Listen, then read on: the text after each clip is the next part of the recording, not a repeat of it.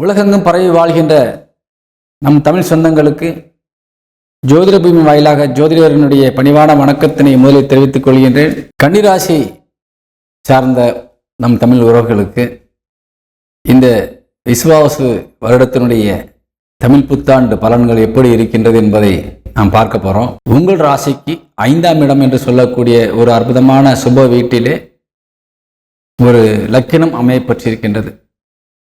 அதே நேரத்திலே உங்களுடைய ராசிநாதன் புதன் ராசிக்கு 7ஆம் இடத்திலே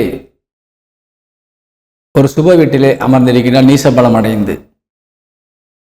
அதே நேரத்திலே குரு பகவானுடைய அனுக்கிரக பார்வை ராசிக்கு 7 குடையவன் மற்றும் 4 குடையவனுடைய அனுக்கிரக பார்வை உங்கள் ராசிக்கு இருந்து கொண்டிருக்கின்றது.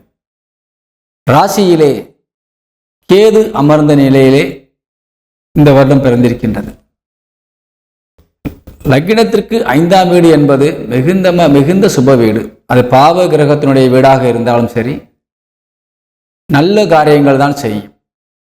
5, 7, 9, முக்கியமாக 5, 9 இந்த 2 வீடுகளுமே எந்த ராசிக்கும் நன்மை செய்யக்கூடியதாகத்தான் இருக்கும்.